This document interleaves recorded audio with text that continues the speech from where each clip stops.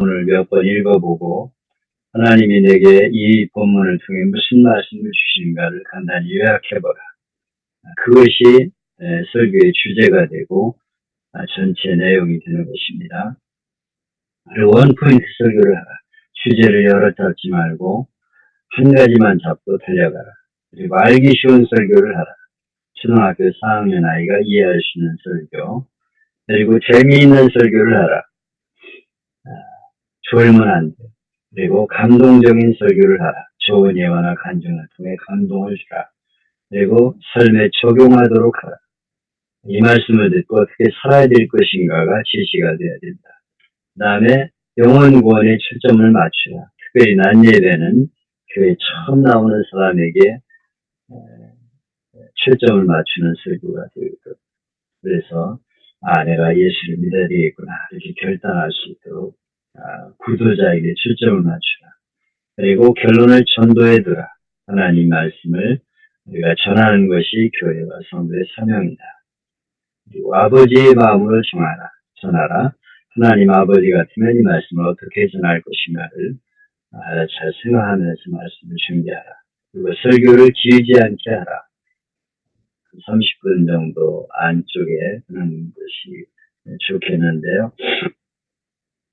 우리 하늘교회에서 이렇게 세 번 설교하면서 맨 마지막 시간 3부 예배 때는 조금 제가 길게 했어요.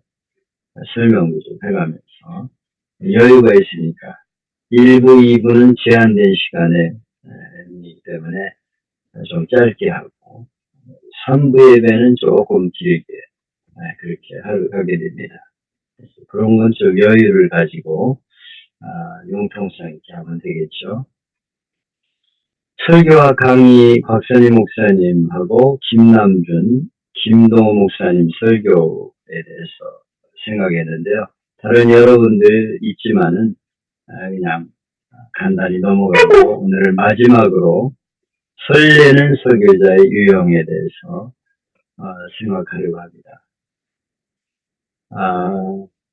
나는 설교할 때 성도들과 몇 번 눈을 마주치는가? 설교 원고의 시선을 고정하는 건 아니겠지.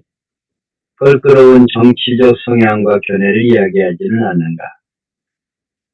과연 나는 떨리는 목사인가, 설레는 목사인가? 이걸 한번 생각해 보겠습니다. 이게 무슨 소리인가 싶어서 속 불편한 목사님이 계실 겁니다. 그런데 한국 기독교 목회자협의회 주최로 목회자의 설교 표절에 관한 세미나까지 열린 것을 보면 이런 돌직구형 질문이라도 수용하면서 목사님 설교 스타일을 한번 점검해 보는 것이 괜찮지 않을까. 주일마다 성도들은 피가 되고 살이 되는 진짜 말씀을 듣고 싶어 하기 때문입니다. 그렇다면 성도는 어떤 말씀에 설레일까요? 일산 광림교회 박광월 권사는 비전에 대한 설교를 들을 때 가슴이 벅차오르며 도전받는다. 오늘의 교회 조혜신 안수 집사는 내 삶 속에서 구체적으로 말씀을 적용하도록 이끌어주는 메시지를 들을 때 감동한다. 박선희, 조용기, 이동원 원로 목사님은 지금도 강단에서 최고의 메시지를 들려주죠. 이분들이 현역으로 더 빛나는 건 철저한 준비를 통한 영적 권위가 뒷받침됐기 때문입니다. 명설교가 설레는 설교자가 되기 위한 준비, 명설교가 또 설레는 설교자가 되기 위한 준비를 어떻게 해야 될 것인가? 설교는 과학이다. 분당 우리 교회 이찬수 목사님은 전세가 폭등으로 서민들이 한창 힘들어할 때 집을 갖고 있는 우리 교회 성도들만이라도 집세를 올리지 말자 이렇게 설교를 했어요. 목사님 말씀에 성도들을 순종했고 그런 예배를 예배 때 함께 나눴습니다. 성도들은 목사님 말씀을 잘 듣죠. 그렇다고 모든 성도가 그럴까요? 성도들이 목사님 설교에 감동을 해서 순종하는 것이죠. 저도 이찬수 목사님이 전세값 올리지 말라고 하는 설교를 들었는데요. 감동해. 그러면서 성도들에게 그 왜 올리지 말아야 되는가에 대한 타당성을 이야기하면서 이렇게 설교를 하니까 설득이 되는 거죠. 여기서 필요한 것이 구체적으로 설명하고 설득하는 능력입니다. 설교는 하나님 주신 말씀을 회중에게 설명하고 회중이 그것을 받아들이도록 설득하는 것이기 때문입니다. 그래서 설교자는 효과적 말하기 기술을 익혀야 합니다. 분당 우리 교회 이찬수 목사님 설교를 잘 들어보세요. 그러면은 이분이 구체적으로 어떻게 살 것인가에 대한 그런 여러 가지 이야기들을 예를 많이 들어서 합니다.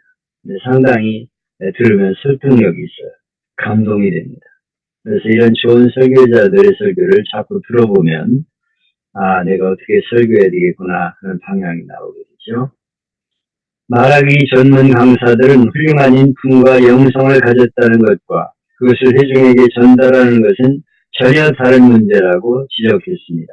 즉 100의 내용을 가졌다 해도 50밖에 전달하지 못하면 설교자는 50점에 불과합니다. 그러나 80밖에 갖지 못했더라도 그것을 전부 전달하면 그는 80점입니다. 물론 50밖에 모르는 사람이 80을 전달하면 거짓이 되지만 말입니다. 그러니 설교 준비는 과학적으로 해야 합니다. 준비 과정이 없는 강의가 이해하기 어려운 추상화에 불과하듯이 설교나 강의가 예술이 되려면 말하고 설명하고 설득하는 방법이 과학적으로 이루어져야 합니다. 마이크의 상태, 앰프 점검, 악기 조절 등 예배에 필요한 모든 기술적인 부분까지가 다 포함됩니다. 그리고 하나님의 도우심을 청해야 합니다. 그럼 구체적으로 무엇을 준비해야 될까요? 하나는 전할 내용과 설교의 주제 말씀을 구성하는 것이고 또 하나는 그것을 표현하기 위해 연습하는 것입니다. 전할 내용은 목사님의 고유 영역이니 코멘트하지 않겠습니다. 다만 설교를 설교문 쓰는 것으로 생각해서는 안 됩니다. 설계는 설교자의 4가지 유형. 설교문 쓰고 설교 준비 끝? 이건 아닙니다. 연습을 해야 합니다. 리허설을 해야 합니다. 원고 한번 보고 성도 한번 바라보고를 반복하다가 강단에서 내려오는 건 설교가 아닙니다. 설교 원고에 의존하는 건 읽기입니다. 단순한 읽기를 온몸으로 말하는 구어체 스토리텔링으로 발전시키려면 연습이 필요합니다. 표정이나 목소리, 발음 등이 부자연스럽다면 일기예보를 전하는 기상캐스터를 열심히 관찰하는 것 또한 방법입니다. 읽는 설교 시대는 지나갔습니다. 영상 시대에 맞는 표현 방법이 필요합니다. 시대가 변한 만큼 설교의 표현 방법도 달라져야 합니다. 가장 중요한 게 시선입니다. 시선은 성도와의 소통의 끈이니까요. 성도들을 가슴 떨리게 한 설교자 유형은 크게 4가지로 꼽을 수 있는데요. 첫째, 보컬형. 이 사람들은 음성을 통한 좋은 발음과 목소리를 최대한 활용합니다. 자연스럽고 효과적인 목소리가 성도들에게 매력적으로 들립니다. 말씀이 귀에 쏙쏙 들어옵니다. 수은혜 선교단 김용미 선교사님이 이에 속합니다. 둘째, 비주얼형은 표정으로 말씀을 전합니다. 설교문은 보지 않습니다. 계속 성도들과 눈을 마주치고 미세한 표정까지도 함께 소통하다 보니 성도들이 설교자에게서 눈을 뗄 수가 없습니다. 설교문을 완벽하게 암기하고 오랜 연습을 했을 때만 가능합니다. 전 한국 기독교 선교 100주년 기념교회 이지철 목사님이 그렇습니다. 셋째는 스토리텔링형. 화법이 구수합니다. 할아버지가 옛날 이야기하듯 설교합니다. 초신자들이 이런 유형을 좋아합니다. 쉽게 복음을 받아들일 수 있기 때문이죠. 대전 중문교회 장경동 목사님이 쉽고 재미있게 다양한 구어체 화법으로 말씀을 전합니다. 끝으로 라이프형은 삶이고 메시지, 복음입니다. 보컬과 비주얼이 약해도 삶 자체로 모든 것을 덮을 수 있습니다. 한국교회 원로 방지일 목사님의 음성은 약해도 그분의 설교에 감동하는 건 목사님의 삶이라는 배경이 있기 때문입니다. 파포사역을 하는 제일도 목사님도 삶으로 설교하는 유형입니다. 이에 반해 피해야 될 설교자의 유형도 있습니다. 2표가 아래 나와 있습니다. 언제 끝날지 예측 불허의 설교, 타임아웃형은 성도들이 싫어합니다. 또 설교의 주제를 계속 빗나가는 방황형, 자료 인용이 지나치게 많은 교양 강좌형, 성도들을 웃기려고만 하는 개콘형도 피해야 합니다. 가끔 설교자 중 저를 나라고 표현하지 않나요? 반말투의 무례함도 짚고 넘어가야 합니다. 요즘에는 설교할 때 가족 이야기도 많이 하죠. 유학 간 자녀 이야기, 이런 얘기는 때로 자랑 같이 들립니다. 이런 패밀리용도 피해야 됩니다. 그 밖에 리허설이 없이 강단에 오르는 노허설, 누가 대필해주는 것도 모자라서 그대로 뺏기는 표절형은 가장 큰 문제입니다. 종합해보면 설레는 설교자에게는 세 가지 기술이 존재합니다. 짧은 시간에 복음의 핵심을 전하는 명확한 전달력과 성도의 가슴을 울리는 공감력, 그리고 신뢰입니다. 같은 말이라도 분명 존경과 신뢰를 받는 분이 전하는 메시지라면 효과가 다르니까요. 대중에게 존경받는 목사님은 그저 보는 것만으로 설렙니다. 화려한 말 대신 성경적 삶의로 실천이 그만큼 중요하다는 것이겠죠. 설교하러 강단에 단상에 섰을 때 떨리는 마음이라면 분명 준비가 부족한 것입니다. 이제 스스로에게 답을 해보시겠습니까? 나는 떨리는 목사인가 설레는 설교자인가? 피해야 될 설교자의 유형을 몇 가지 예를 들어 해놨는데요. 노허설형, 이건 물먹는 병아리형이라고 시선이 원고를 향한다. 특징, 설교문을 읽는다. 목소리가 부자연스럽다. 발음이 부정확하다. 원인은 설교문 작성이면 설교 준비 끝이라는 잘못된 생각을 갖고 있기 때문에 표현과 전달 준비 과정을 생략하기 때문에 개선 방법은 녹화를 해서 들어본다.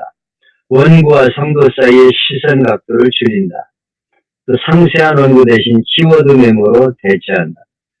또 일기예보를 전하는 기성 캐스터를 유심히 관찰해서 따라해본다. 둘째로 타임아웃형. 예정된 시간을 넘기는 설교자. 언제 끝날지 예측할 수 어렵다. 성도가 가장 싫어한다. 준비 과정에 있어서 시간 측정이 안 돼 있다. 원인이에요. 즉흥적으로 내용을 첨가해서 말한다. 개선 방법은 원고량을 시간에 맞게 조정한다. 또 리허설을 해본다. 방황형. 설교 내용을 이해하기 어렵다. 기억하기도 어렵다. 요점이 명확하지 않다. 원인은 설교의 구성이 무질서해서 흐름이 자연스럽지 못하다. 또 주제에 맞지 않은 소재들이 섞여 있다. 개선 방법은 주제를 먼저 명확히 정한다. 주제에 맞는 소재만으로 구성한다. 교양 강조형, 성경 본문과 거리가 먼 교양을 강조하는 것처럼 하는 거죠. 이 사람은 원인이 설교의 구성이 무질서해서 흐름이 자연스럽지 못하다. 설교자의 주관적 생각이 많이 섞여 있다. 또 자료나 예화 인용이 지나치게 많다. 개선 방법은 성경 본문을 깊이 해석한다. 무례형, 성도를 무시하는 느낌이 든다. 원인은 반말투를 사용한다. 존댓말을 사용하지 않는다. 또 저를 나라고 한다. 개선 방법은 성도를 존중한다. 개콘형은 설교는 재미있는데 기억할 내용이 빈약하다. 이는 유머를 재탕삼탕한다. 아는 유머를. 원인은 성도를 웃기려고만 한다. 또 유머를 너무 자주 사용한다. 개선은 주제에 어울리는 유머를 사용한다. 신선한 유머를 개발한다. 표절형, 다른 설교자와 내용이 비슷한 설교. 원인은 설교 준비 시간이 부족하다. 개선은 자료 인용 관련해 출처를 명시하는 습관을 갖는다. 이게 어디서 나온 내용인지를 명시하는 습관을 갖는다. 패밀리형, 설교에 자주 가족 얘기가 등장한다. 가정사를 자랑하는 느낌이 든다. 원인은 설교 소재 발굴 노력이 부족하였다. 개선은 다양한 독서 습관과 자료를 수집해야 된다. 이것이 커뮤니케이션 연구소에서 제공한 피해야 될 설교자의 유형입니다. 나는 어떤 상태에 있는가 우리의 모습을 한번 돌아볼 수 있기를 바라고요. 이번 주 설교 본문은 누가복음 2장 21절로 40절인데 시몬과 안나가 아기 예수님을 만나는 장면이죠. 그런 내용인데 이제 성탄이 지나고 예수님을 기다리다가 만나는 장면이 다음 주 설교가 되겠습니다. 예수님 탄생한 후 율법에 따라 할례를 행하러 성전에 들어갔을 때 시몬과 안나가 예수님을 보고 찬송하며 축복하는 내용입니다. 두 분은 성령의 지시에 따라 세상을 구원하러 오실 메시아를 기다리다가 성전에서의 힘을 만나고 은혜를 찬양합니다. 시몬은 예수님을 뵙고 이제 죽어도 여한이 없다 이렇게 고백합니다. 기다리며 사모하다가 예수님을 만난 두 사람처럼 주님 오심을 기다리며 사모하다가 주님을 만나 뵙는 은혜가 있기를 축복합니다. 제가 설교 준품을 하나 작성을 했습니다. 이걸 한번 참고로 하시기 바래요. 조금 길 수 있습니다. 여러분이 이 내용을 참고하시면 되겠습니다. 제목은 본문은 22절로 33절까지 11절을 잡았습니다. 뒤에 안나의 이야기는 설교에 그냥 추가해서 넣었어요. 앞에 시므온 얘기가 본문의 내용입니다. 성탄을 기다리는 사람들 이런 제목으로 본문을 잡았고요. 크리스마스가 지나고 오늘로 금년의 마지막 주일을 맞았습니다. 크리스마스가 되면 해마다 어김없이 우리가 만나는 성경인물이 있죠. 대표적인 인물은 동방박사, 목자 이런 분들이 것입니다. 그러나 오늘 우리가 누가복음 본문을 읽어보면 의사 누가가 적지 않은 지면을 할애하면서 성탄 이후에 아기 예수님을 만난 사람에 대해 증언하는 것을 볼 수 있습니다. 바로 그들이 시몬과 안나입니다. 22절은 이제 정결예식이 날이 차서 아기를 데리고 예루살렘에 올라갔다 하는 내용입니다. 왜 이러지? 왜 안 쳐지지? 모세의 율법에 의하면 남자가 태어나면 8일 만에 할례를 받게 되어 있죠. 그리고 성전에서 예물을 드립니다. 예수님이 탄생하자 육신의 부모인 요셉과 마리아는 8일 만에 아기 예수님을 안고 성전으로 들어갑니다. 그때 시므온과 안나가 예수님을 만나는 것이 본문의 내용이죠. 시므온의 나이는 알 수 없지만 응답의 기도 제목 하나가 그리스도를 보기 전에 죽지 아니하리라 하는 것을 보면 이 사람도 나이가 고령이었다는 걸 알 수 있죠. 안나의 경우는 결혼 생활 7년 만에 과부가 되어 84세니까 아마 60여 년을 과부로 살았을 것이라고 추정합니다. 25절에 보면 그들은 의롭고 경건하게 살았다. 그리고 둘 다 선지자다 이렇게 표현하고 있습니다. 그들은 성전을 중심으로 살았다. 그러면서 장차 세상을 구원하러 오실 메시아를 기다렸다는 것입니다. 그리고 그들은 기다리던 아기 예수님을 만나서 기뻐했다고 본문에 기록하고 있어요. 오랫동안 기다리는 예수님을 만났을 때 얼마나 그들이 행복했을까요? 기다림의 소원을 이루어졌을 때 그만큼 기쁨의 배가가 되죠. 시므온의 고백이 여기 있는데요. 저가 주의 그리스도를 보기 전에 죽지 아니하라는 성령의 지시를 받았더니 그러면서 주제요 이제는 말씀하신 대로 종을 평안히 놓아주시도다 이렇게 고백합니다. 그러니까 시므온이 아기 예수님을 품에 안고 소원이 이루어졌으니 이제는 죽어도 한이 없다 이렇게 고백하고 있어요. 이 세상을 떠날 때 내가 바라던 소원을 다 이루고 이제는 죽어도 한이 없다 이렇게 고백하고 싶죠. 제가 이화를 하나 여기 들어놨는데요. 2001년 돌아오지 않는 남편을 58년이나 기다린 한 할머니의 수뇌부가 뉴욕타임즈에 소개되었습니다. 김창선 할아버지와 손순이 할머니. 손순이 할머니는 당시 16살 때 3살 위인 김창선 씨와 결혼식을 합니다. 그런데 결혼 한 달 만에 신랑 김 씨가 강제징용이 되면서 사할린 섬으로 끌려가요. 김 씨는 강제징용으로 끌려온 다른 한국인과 함께 탄광에서 일을 합니다. 1945년 일본이 연합군에게 패한 후 소련은 일본인들을 사할린에서 쫓아냈지만 김 씨를 비롯한 한국인은 소련이 붕괴되어서 러시아로 바뀔 때까지 사할린을 떠날 수가 없었어요. 결국 국적도 없고 고향으로 돌아가는 것도 금지된 채 사할린에 머물 수밖에 없었습니다. 김 씨는 고향에 있는 손 씨에게 걱정하지 마라. 2년 후에 돌아간다. 첫 번째 편지를 보냈어요. 근데 고향으로 돌아갈 수 없다는 것을 알게 된 김 씨는 1954년 마지막 편지에서 손 씨에게 나는 돌아가기가 어려우니까 다른 남자와 재혼하라 이렇게 썼어요. 그리고 이 사람은 63년에 웨라라는 러시아 여인과 결혼합니다. 그러다가 1998년 한국 정부에서 도와줘서 김 씨는 강제로 사하인에 끌려갔던 1577명과 함께 꿈에 그리던 고향으로 돌아와요. 물론 고향으로 돌아올 때는 58년 전 헤어진 첫 번째 아내인 손 씨의 생사를 알지 못했지만 한국에 들어와서 기적적으로 다시 만나게 됩니다. 이런 사연을 들은 대구 지역의 어느 자선단체 도움으로 79세였던 김할아버지가 76세 손할머니와 다시 결혼식을 올립니다. 근데 중요한 것은 손순이 할머니의 순애보인데요. 손순이 할머니 남편의 마지막 편지를 받은 후에도 마치 남편과 정상적인 결혼 생활하는 것처럼 삶을 이어갔다고 합니다. 비록 남편과의 떨어져 있지만, 남편을 언제 만날지 알 수 없지만 수십 년 동안을 남편 꿈을 꾸었다고 해요.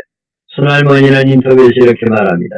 내 꿈속에서 우리는 여기 우리 집에서 언제나 함께 있었어요. 서로 매일 이야기도 하고 생활했죠. 마치 우리가 정상적인 결혼 생활하고 있는 듯이요. 우리가 남편이 없지만은 남편과 사는 것처럼 늘 이렇게 얘기하며 살았다는 거죠. 남편 할아버지는 러시아 여행과 재혼했지만 손할머니는 재혼하지 않습니다. 여자에게는 한 남자만 있다 이렇게 말하며 재혼하지 않고 무려 58년 동안 남편이 돌아오기를 기다렸다고 합니다. 아마 손순이 할머니께 소감이 어떻습니까? 물어본다면 이제 죽어도 한이 없어요 이렇게 고백하겠죠. 오랫동안 기다린 이 두 사람이 만났다는 것이죠. 그러면 시므온이 예수님을 기다린 이유가 뭘까요? 그렇게 그가 그토록 감격해하는 이유는 무엇일까요? 시므온은 아기 예수님을 안고 예수님이 어떤 분인가를 고백하고 있어요. 이 시므온의 예수님을 향한 고백이 바로 우리들이 예수님에 대한 고백입니다. 첫째로 예수님은 이스라엘의 위로를 주러 오신 분이라고 고백합니다. 당시 이스라엘은 로마가 지배하고 있었죠. 식민지는 고달프기 짝이 없습니다. 농산물을 다 가지고 갑니다. 사람 죽이기를 파리 목숨보다 쉽게 죽입니다. 살아있는 사람은 다 종이에요. 위로가 정말 필요한 시절이었습니다. 시므온은 늘 성전에서 기도했죠. 하나님 우리 민족을 위로할 분을 보내주세요. 하나님께서는 위로자가 오기까지 죽지 않을 것이라고 알려주었습니다. 그래서 시므온은 힘이 났습니다. 그가 기다리던 위로자가 바로 예수님이었다는 거예요. 예수님은 위로자로 오셨습니다. 예수님은 이 땅에 오셔서 민족적인 고통을 받는 이스라엘을 위로해 주셨어요. 사람들은 상처를 안고 살아갑니다. 태어날 때부터 상처를 입고 태어나죠. 이를 출생 상처라고 합니다. 그래서 상처 때문에 태어나면서 악을 쓰며 운다는 거예요. 세상에 웃으며 태어난 아기는 한 명도 없습니다. 상처를 받으며 태어나 살아가면서 수없이 상처를 받습니다. 칼로 난 상처는 금방 아물지만 입으로 난 상처, 말로 난 상처는 평생 아물지 않는 경우가 종종 있습니다. 그래서 모든 사람에게는 위로자가 필요합니다. 여러분도 힘들 때 누군가 위로해 주면 힘이 나죠? 동네에서 청소를 하는 미화원이 있었어요. 얼굴이 항상 어두웠습니다. 내 직업이요 청소부를 하는 열등감이 짓누르고 있었어요. 근데 언제부턴가 얼굴이 밝아졌습니다. 청소를 하면서도 항상 흥얼거리며 노래를 하는 거예요. 그래서 알고 있는 사람이 물었습니다. 여보게 자네 왜 그렇게 달라졌어? 그는 아내가 아침마다 내게 이런 말을 해준다고 자랑합니다. 여보, 당신이 이 마을을 어떻게 그렇게 깨끗하게 청소하는지 자랑스러워요. 당신이 아니면 이 마을은 쓰레기로 덮였을 거예요. 이 말을 듣고 아내의 그 말을 듣고 아주 행복해하면서 표정이 달라졌다는 것이죠. 모든 사람에게는 위로자가 필요합니다. 우리 성도들 입술 속에 위로하는 말로 가득 채워지기를 기도합니다. 예수님은 힘들고 어려운 인생에게 위로를 주러 오셨죠. 수고하고 무거운 짐진 자들아 다 내게로 오라 내가 너희를 쉬게 하리라. 찬송에 예수님은 누구신가 우는 자의 위로와 없는 자의 풍성임에 친한 자의 높음과 잡힌 자의 노임되고 우리 기쁨 대신에 위로자가 되시는 분이 바로 예수님이셔요. 제가 목회하면서 힘들 때 자주 부르던 찬송이 394장이었습니다.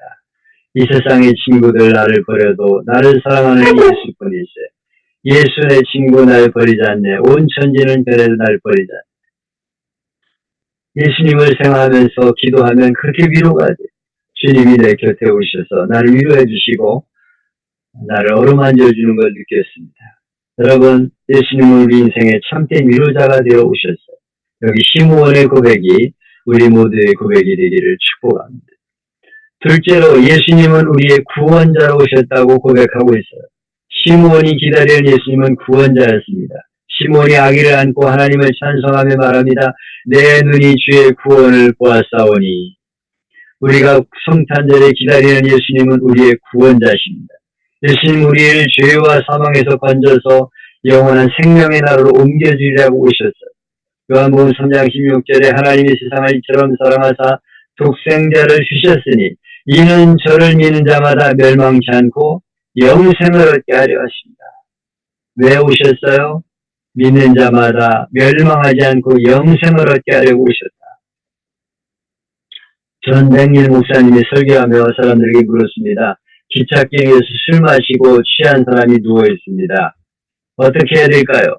모두가 한 목소리로 소리를 질렀습니다. 빨리 가서 기찻길에서 그 사람을 내려놓아야 됩니다. 그때 맹일 목사님이 이렇게 말합니다. 그렇습니다. 지금 예수님을 영접하지 않은 사람들이 그런 사람입니다. 지금 하나님의 심판 기차가 달려오고 있습니다. 빨리 가서 내려놓아야 합니다. 이것이 우리의 가장 큰 사명입니다. 죄의 값은 사망입니다. 우리가 죄로 인해 죽어야 할 때 예수님이 땅에 오셔서 우리 죄를 짊어지고 죽으셨어요. 그리고 우리의 구원자가 되셨습니다. 오직 예수님의 구원자가 지구상에 한 분도 없습니다. 오직 예수님만이 우리의 구원자십니다. 인도에서는 구원받기 위해서 고행을 강조하는 종교가 있습니다. 구원받기 위해서는 못을 촘촘히 박은 널빤지 위에서 옷을 벗고 하루 동안 누워있어야 구원받는다. 이렇게 강조하기도 합니다.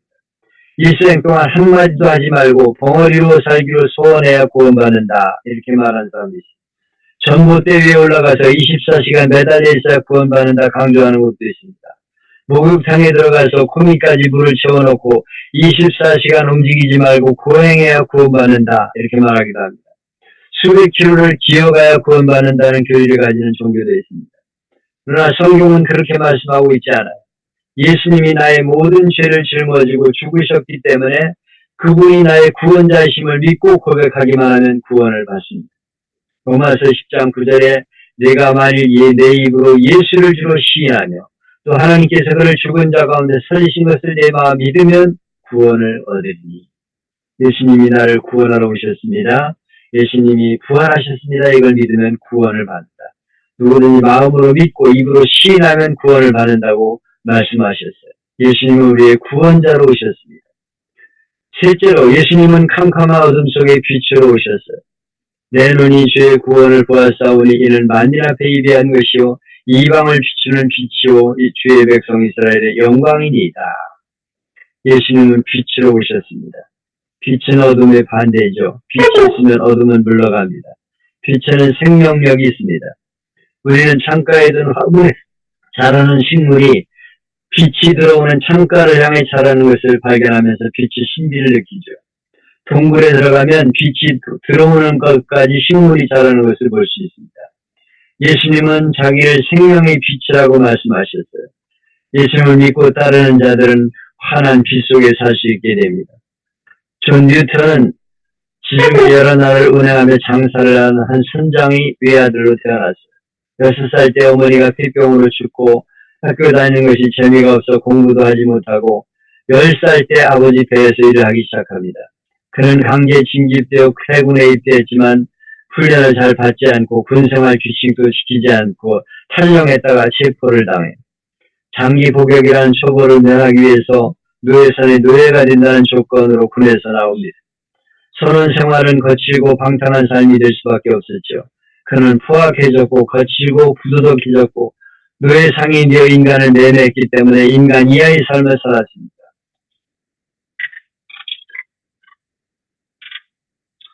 뉴턴에게 회개의 기회가 왔죠. 노예선에서 일하며 노예를 팔 때 어쩌다 토마스 아켄퍼스의 그리스도를 본받아라는 책을 읽게 되었습니다. 또 하나의 원인은 영국으로 가는 배에 탔을 때 북배 서양에서 극심한 폭풍우를 만나게 돼 침몰 소망이 되었는데 그 하나님 앞에 기도합니다. 하나님 살려주시면 내가 하나님을 잘 믿겠습니다. 그러면서 그가 하나님께 돌아오게 되었어요. 칠흑 같은 어둠 속에 그리스도의 빛이 비추게 되었습니다. 이 시대는 죄라는 죄는 모두 지은 무섭고 캄캄한 삶이었는데 그리스도의 밝은 빛이 비칠 때 그는 하나님께로 돌아오는 사람이 되었고 목사가 되어서 복음을 전하게 되었습니다. 그가 지은 유명한 찬송이 있습니다. 나 같은 죄인 살리신 주은의 놀라와 잃었던 생명 찾았고 광명을 얻었네. 예수님을 만난 이들은 캄캄한 죄악 세상에서 밝은 빛으로 기쁨을 누리며 살아가게 됩니다. 그 기쁨과 행복을 누리며 세상에 전하는 우리가 될 수 있기를 축복합니다. 지금은 더 계치는 버림받은 예수라는 그림에서 성 바울의 성당 계단의 모습을 그렸습니다. 예수님은 서 계시고 주변에 여러 사람이 서 있습니다. 스포츠 신문을 읽는 소년, 휴가 여행을 떠나려고 택시 잠드는 남녀, 길을 가며 시험관을 들여다보는 과학자, 열띤 토론을 벌이는 신부, 아무도 서 계신 예수님께 관심을 갖는 사람이 없어요. 간호사 한 명이 잠깐 멈춰 견눈으로 예수님을 바라보고 있을 뿐입니다. 지금은 캐치는 그 그림을 통해서 인류의 구원을 위해 오신 예수를 철저히 사람들이 외면하고 무관심한 채 각기 사소한 관심에 매달려 있음을 꼬집고 있습니다. 예수님이 땅에 오신 지 2000년이 지났습니다. 성탄절이 다가오는 이때도 정작 성탄절의 주인공 예수님께 관심을 갖는 사람은 얼마나 될까요? 어린이들에게 성탄의 주인공은 산타가 되고 있습니다. 청소년의 관심은 즐거운 프로그램이나 화끈한 미팅이 되고 있습니다.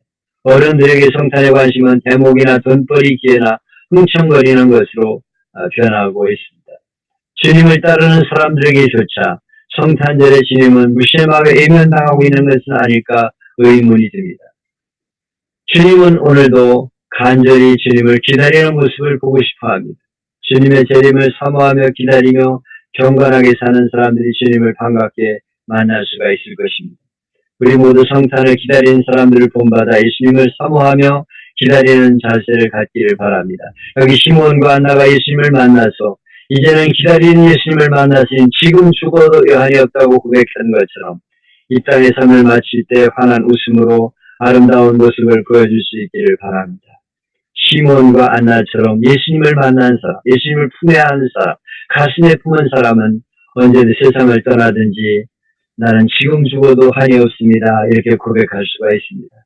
이제 남은 생에는 시몬과 안나가 사람들에게 예수님을 전했던 것처럼 내가 만난 예수님, 위로자가 되시고 구원자가 되시고 어둠을 비추는 빛이신 예수님을 사랑하는 가족과 친지와 이웃들에게 전해서 저들을 구원하는 이 시대의 시몬과 안나가 되기를 축복합니다.